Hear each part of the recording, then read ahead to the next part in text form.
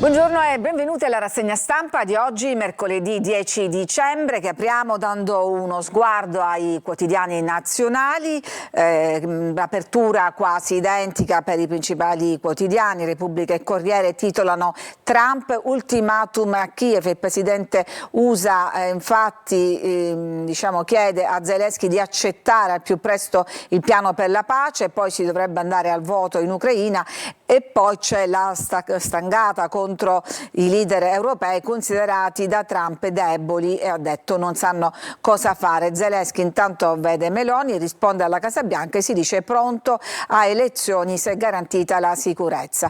Titolo identico sul Corriere della Sera: Trump, ultimatum a Kiev, il tycoon Zelensky un Barnum, cioè un fenomeno da circo, e attacca l'Europa. L'Ucraina, voto in 2 mesi con garanzie di sicurezza. Sulla Stampa, pace, Zelensky apre, si dice pronto alle elezioni, mentre appunto Trump all'Europa, leader deboli, non sanno più cosa fare. Ma andiamo a vedere nel dettaglio. Intanto la spallata all'Europa da parte del presidente americano in un'intervista a un politico gelato Zelensky e i leader dell'Unione Europea non sanno che fare. Che cosa ha detto esattamente Trump? I leader europei sono deboli, non sanno cosa fare, non stanno facendo un buon lavoro, parlano troppo di Ucraina ma non producono e la guerra va avanti. Non ci sono dubbi, la Russia ha una posizione negoziale più forte, Zelensky è come Barnum, ma dovrà darsi una mossa e iniziare ad accettare le cose come stanno. Il linguaggio senza fronzoli di Trump. Intanto Zelensky è stato ricevuto dal Papa, poi da Meloni su invito di Palazzo Chigi. Conto sull'Italia, ha detto, assicurando che in Ucraina si potrà andare al voto in 2-3 mesi. Qui vediamo la stretta di mano tra il Papa Leone XIV e Zelensky. Naturalmente questo mette un po' in difficoltà la Premier Meloni, che ha sempre avuto buoni rapporti sia con Trump che Zelensky e che si trova adesso schiacciata tra la sfida di Trump all'Unione e la pressione interna di Salvini, che si propone come l'Orbán italiano. La leader di Fratelli d'Italia, nonché Premier, prende tempo e pattina sul ghiaccio. Questa era l'analisi della situazione delle Premier che leggiamo sulla Stampa. Ma perché? Che cosa ha detto Salvini? In pratica ha ripreso esattamente il discorso di Trump e dice: l'Ucraina ha perso la guerra, basta inviare armi a Kiev. Il vice premier leghista incalza e dice: non tolgo soldi alla sanità per il conflitto. Trump critica i vertici dell'Unione Europea, non gli europei, anche io la penso così. È ancora meglio, Matteo Salvini dice: questa guerra è già costata 300 miliardi di dollari e nel 2026 Trump non metterà più soldi, solo all'Europa costerebbe 140 miliardi di dollari. E quindi naturalmente un pressing molto forte sull'alleato di governo e Premier Meloni. Nel frattempo cosa fa Putin? Putin attacca e spiega: non rivoglio l'URSS, cioè la vecchia Unione delle Repubbliche Sovietiche, ma per la storia il Donbass è nostro. E rievoca questi passaggi storici dicendo che queste regioni in particolare erano state cedute da Lenin nel nome di Caterina la Grande e le riavremo, quantomeno appunto sul campo di battaglia. Veniamo adesso all'altro scenario di guerra su cui un po' si sono, se non spenti, abbassati un po' i riflettori, è quello del Medio Oriente a Gaza. C'è un reportage di Repubblica che attraversa la striscia devastata, in particolare a Rafah, la città che non c'è più, tra i tunnel tomba di Hamas e i fantasmi sotto le rovine. Non ve lo leggo, ma possiamo guardare insieme alcune immagini. Qui vedete i soldati che entrano in questi tunnel lunghi anche chilometri. In questi cunicoli per 11 anni i terroristi hanno tenuto il corpo di Hadar Goldin come merce di scambio. Dopo le bombe israeliane c'è un deserto di macerie e di vite interrotte. ed è un viaggio veramente nella desolazione. Lasciamo gli esteri, torniamo in Italia con la cronaca e il caso della bambina morta sull'autostrada, individuato il furgone pirata. Ivrea, l'auto della mamma era stata tamponata, i testimoni hanno riferito che il conducente è sceso e poi si è dato alla fuga. Ma adesso ha un nome e cognome questo conducente sospettato di aver tamponato l'auto su cui viaggiavano Costanza Fiore e la piccola Lucia, vittima dell'incidente avvenuto sabato sera sulla Torino-Aosta. A permettere di identificarlo e dare così una svolta alle indagini, la testimonianza di una coppia che alle ore 20 si trovava nella stessa piazzola di sosta in cui si è fermata la corsa dell'auto guidata dalla mamma della piccola vittima. Abbiamo visto il furgone accostare in corsia d'emergenza, hanno raccontato alla polizia, l'autista è sceso per guardare che cosa fosse accaduto, poi è risalito e si è allontanato e qui ha perso la vita una bimba di pochi mesi. Altra vicenda di cronaca, questa volta il giro di mazzette attorno a un primario, il cosiddetto sistema Palumbo. Il primario e le cliniche amiche con le mazzette arrivava a 22.000 euro al mese. Ci sono le prime ammissioni, lui dice ho preso contanti. A farne le spese però naturalmente erano i pazienti, liberi sì ma solo in teoria, perché i pazienti di nefrologia del Sant'Eugenio erano in sostanza avviati al reclutamento forzoso da parte di 4 centri privati che distribuivano percentuali al primario Roberto Palumbo. Disposizioni non scritte eppure ferree imponevano ai medici del reparto di dirottare i pazienti in dialisi presso le strutture degli imprenditori compiacenti che in cambio davano appunto soldi. Il vero motore dell'iniziativa del medico sono contanti e bonifici. Con qualche modestia lo stesso primario nel corso dell'interrogatorio ha parlato di 10.000 euro di guadagno mensili. Più maliziosa ma probabilmente più vicina al vero la ricostruzione del braccio destro che invece parla di circa 22.000 euro al mese. Naturalmente tutta in nero e sotto banco. E poi la denuncia di una ragazza, una 23enne di Roma, violentata in strada da 3 uomini, era uscita dalla metro e andava a prendere il bus notturno, è successo nel quadrante nord della capitale, adesso si passano al setaccio le telecamere per poter risalire agli autori di questa violenza. E poi c'è la notte da incubo della nostra campionessa Federica Pellegrini, che è scappata in ospedale perché la figlia ha avuto le convulsioni. Lei dice ho perso anni di vita, ma vediamo le spiegazioni del professore, presidente della Società Italiana di Pediatria, che appunto rassicura, perché dice le convulsioni sono fenomeni benigni che non hanno ripercussioni, durano 2-3 minuti, per un genitore certo è un tempo interminabile, ma bisogna preoccuparsi se superano i 15 minuti. In questo caso si può decidere di fare un approfondimento diagnostico. Il giorno dopo Federica Pellegrini ha ritrovato la sua freddezza, l'abbiamo ridestata dopo pochissimo, la bambina con un asciugamano, cercando di abbassare la temperatura, e poi portata in ospedale cantando tutte le canzoncine che sapeva in questo caso la nonna per tenerla sveglia, e adesso appunto sono soltanto in attesa. E poi c'è una svolta in questo giallo, un mistero che dura da quasi 10 anni, quello di David Rossi, funzionario del Monte Paschi di Siena. È stato un omicidio, la perizia riscrive il mistero di Rossi.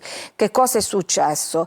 Che la seconda perizia avrebbe accertato che questo funzionario è stato tenuto appeso fuori dalla finestra, forse per minaccia, forse per spaventarlo, poi abbandonato alla sua sorte. È un nuovo colpo di scena nel caso di David Rossi, ex capo della comunicazione di Monte Paschi di Siena, precipitato nel vuoto la sera del 6 marzo del 2013. Una morte su cui per la prima volta la Commissione parlamentare di inchiesta bis si esprime in termini di certezza. La pista adesso è quella dell'omicidio o dell'omicidio come conseguenza di altro reato e contraddice tutte le inchieste che si sono succedute sul caso e che si erano concluse con l'archiviazione. Andiamo adesso a vedere la vicenda che riguarda naturalmente anche la Sicilia, la testimonianza, l'audizione del procuratore De Luca in commissione antimafia, 3 ore per riassumere 3 anni di indagine e non sono bastate.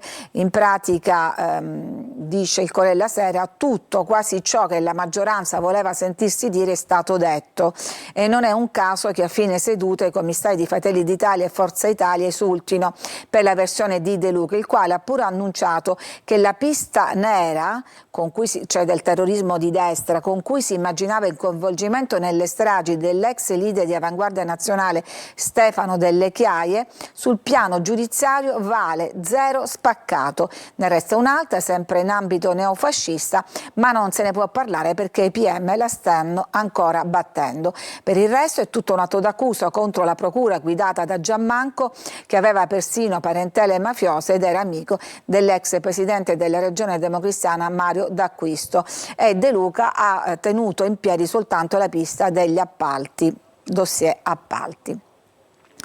E poi schierati con Ilaria, l'Università di Roma, la Sapienza, parte civile contro il suo assassino. Parliamo del femminicidio di Ilaria Sula, uccisa dall'ex fidanzato. Per la rettrice è un segnale di straordinaria rilevanza. E poi la classifica della Genas sulla qualità degli ospedali, tumori, infarti e parti, 15 ospedali al top, sono tutti, come vedete da questa immagine, sono tutti al centro-nord. Le regioni con i centri di eccellenza sono quelle in grigio, appunto lo vediamo, si trovano tutte in centro-nord Italia, soltanto uno in Campania, al sud non ce n'è nessuno, anche se poi andando nel dettaglio si salva qualcosa sulla cardiologia. Vi leggo velocemente la notizia che ho già dato nell'altra parte, cioè che in Australia è scattato da oggi il divieto di utilizzare i social per gli under 16, è il primo divieto al mondo. Per chi li aveva sono stati disattivati, in caso di violazioni pagano le aziende tech. Non è facile, diciamo, individuare l'età, i sistemi biometrici che verificano l'età sulla base della conformazione del volto non eccellono per precisione. Già nelle settimane scorse al divieto alcuni giovani, in particolare i 15enni, sono riusciti ad aggirare il sistema. Come? In particolare sembra sia sufficiente usare una VPN, che è la tecnologia che aiuta a mascherare la provenienza geografica, e quindi si può fingere di collegarsi da un altro indirizzo IP, aggirando così i controlli delle piattaforme. E poi concludiamo con l'intervista all'attrice inglese che interpreta Marianna, la perla di Labuan nel remake di Sandokan, e dice: non sapevo nulla di Sandokan, sono un'eroina, non una damigella. E poi il grande Roberto Benigni che ci racconta il mio amico Pietro, cioè il discepolo di Gesù, aveva più o meno la sua età, all'inizio sbagliava tutto, per questo ci assomiglia, fino a quando a forza di seguire il Signore gli accade qualcosa dentro l'anima che cambierà la storia del mondo. E Roberto Benigni ce la racconterà in Prima Mondiale, appunto, questa sera. Ci fermiamo, c'è una breve pausa e poi torniamo per dare un'occhiata ai quotidiani regionali.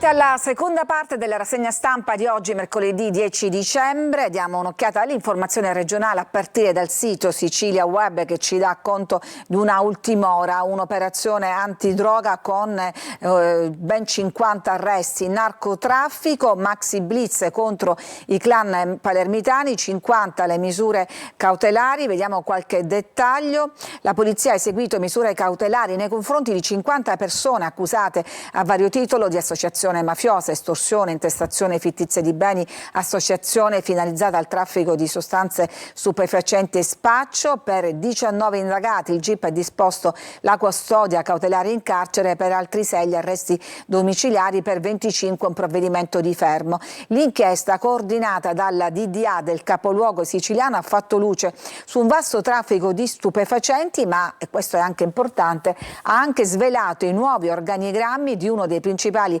mandamenti mafiosi della città. E adesso diamo un'occhiata invece ai quotidiani, a partire dal quotidiano di Catania, La Sicilia, apertura dedicata a mafia e appalti dietro le stragi del 92, cioè all'audizione del procuratore di Caltanissetta De Luca in antimafia, che ha rilanciato la pista del dossier.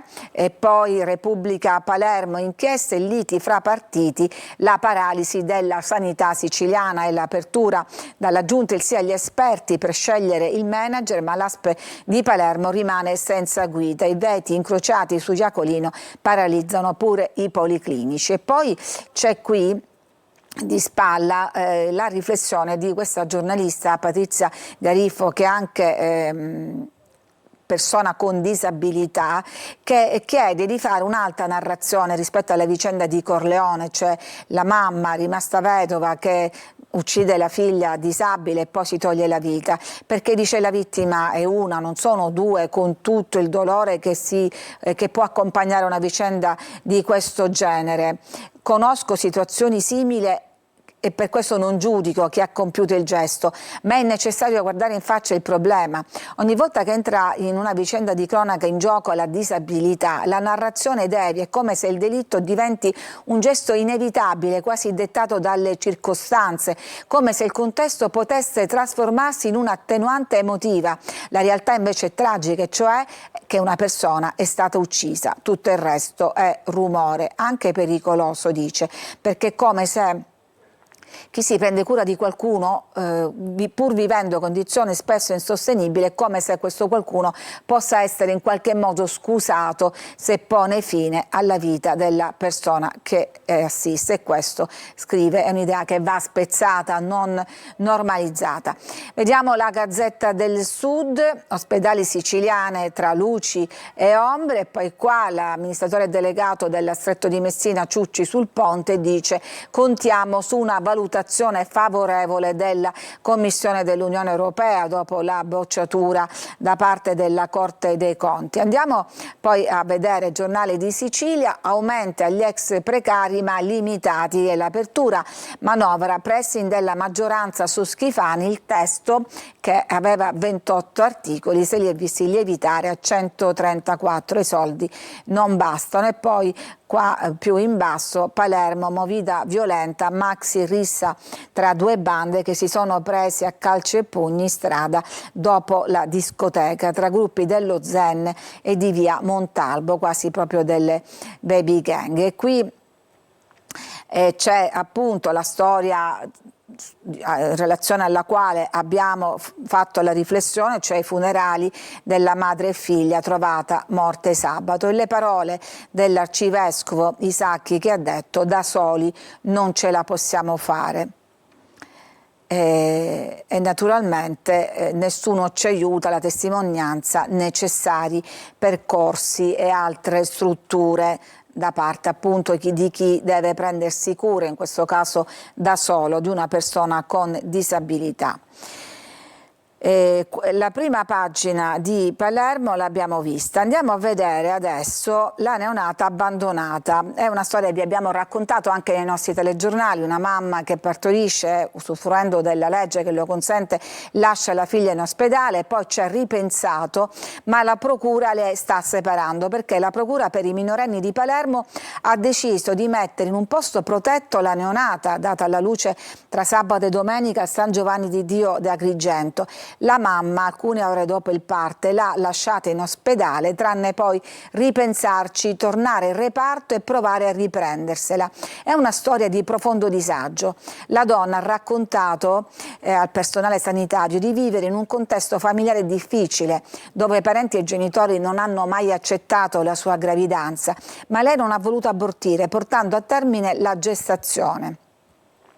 È addirittura andata a partorire fuori provincia proprio per questa forma di pudore. La figlia è nata col cesareo senza problemi e sta bene, però la mamma ha deciso di allontanarsi firmando le dimissioni contro il parere dei medici. Tra l'altro, provata dal parto e con i punti ancora non rimarginati, è uscita e ha detto: sta meglio qui con voi.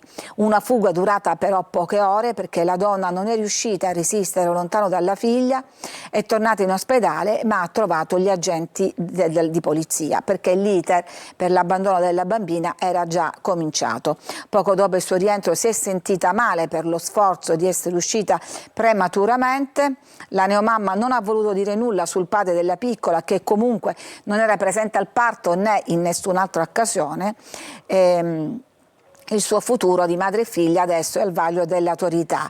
Per ora la bambina andrà in comunità, non escluso che nei prossimi mesi anche la madre, se verrà ritenuta in grado di accudire la figlia, possa essere ospitata in una struttura protetta. E qua torniamo ancora sull'audizione di De Luca, il procuratore di Caltanissetta, che ha illustrato alla Commissione Antimafia i risultati dell'inchiesta sui misteri dietro le bombe. Abbiamo già detto che per lui vale zero tagliato la pista nera, ma ha puntato molto il dito sulla procura, cosiddetta procura dei veleni. L'indagine sarebbe stata insabbiata dalla procura di Giammanco, ha detto. De Luca dice che alcuni comportamenti inopportuni dei magistrati, dei colleghi di Falcone e Borsellino avrebbero isolato e sovraesposto Borsellino, ritenuto invece incorruttibili. Parole pesanti per il pool di Caltanissetta: l'isolamento e la sovraesposizione sarebbero state precondizioni per la decisione di commettere la strage di Via D'Amelio. E anche sul procuratore dell'epoca dice che era amico dell'allora presidente Mario D'Acquisto, ritenuto vicino a Lima, e anche parente di un imprenditore in odore di mafia. E questo per completare il quadro di quello che ha detto il procuratore De Luca in commissione antimafia. Poi c'è la manovra che è arrivata all'esame, è iniziato l'esame, e poi lo dossier della Genas sugli ospedali: bocciati 43 ospedali, basso il livello dei servizi, 43 ospedali siciliani bocciati per gli standard di qualità bassi delle prestazioni, ben 103 erano stati revisionati, un dato enorme che rappresenta poco meno di un terzo. Questa è la fotografia delle difficoltà della sanità siciliana che emerge dal rapporto Agenas, appunto l'Agenzia Nazionale per i Servizi Sanitari Regionali, che valuta l'assistenza sanitaria. 43 ospedali hanno livello basso o molto basso. In questo caso solo la Campania, quota 51, va peggio, ma la Sicilia è la prima in assoluto per i percorsi di verifica avviati, gli audit. Non è un caso che il Ministro della Salute Orazio Schillaci abbia sottolineato che il divario tra nord e sud è ancora elevato. L'unica consolazione è che il numero è in leggero calo rispetto all'anno scorso, quando gli ospedali bocciati erano 6 in più. Questo perché sono usciti dalla lista l'ospedale Santa Marta e Santa Venera di Acireale, il Maggiore di Modica, l'Humanitas di Mister Bianco, l'Oncologico di Via Grande, la Clinica Villa Maria Leonora di Palermo e l'Ismet di Palermo. Viaggio fra le cause del caro voli. Qui Repubblica ci spiega questa impennata di prezzi che stanno subendo i biglietti aerei sotto le feste, e c'è una motivazione, forse anche al di là della speculazione, cioè ITA ha 20 aerei fermi negli hangar. La flotta è ridotta per problemi tecnici e di manutenzione, mentre per politica aziendale Ryanair e Aero Italia nel giorno di Natale non effettuano collegamenti. Insomma, è quella che si definisce una tempesta perfetta, cioè una concause che sta dietro appunto a rincari di biglietti che sono arrivati al picco del 900%. Una situazione che diventa surreale addirittura il 25 dicembre, quando appunto, dicevamo, Ryanair e Aero Italia non effettuano alcun volo, lasciando alla sola ITA il compito di collegare Roma e Milano con la Sicilia, con i posti disponibili già quasi tutti esauriti.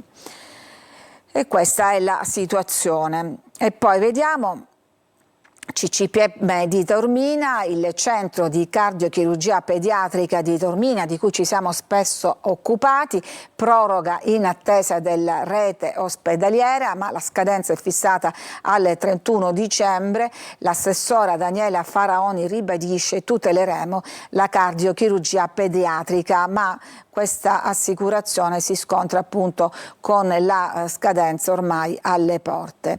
Il Natale della Pace a Palermo ha presentato il cartellone degli eventi delle feste: siano le feste di tutti, con iniziative che coinvolgono anche le periferie. Il sindaco Calla Calle dice: non dimentichiamo nessuno, e ci saranno eventi anche nelle cosiddette zone rosse, le zone teatro di crimini.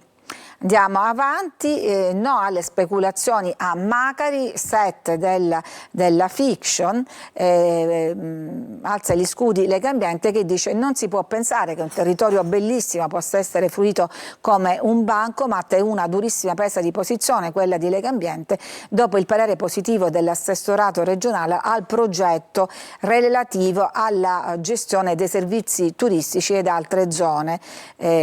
Parliamo appunto della location della fiction televisiva Macari, che ha reso celebre la zona.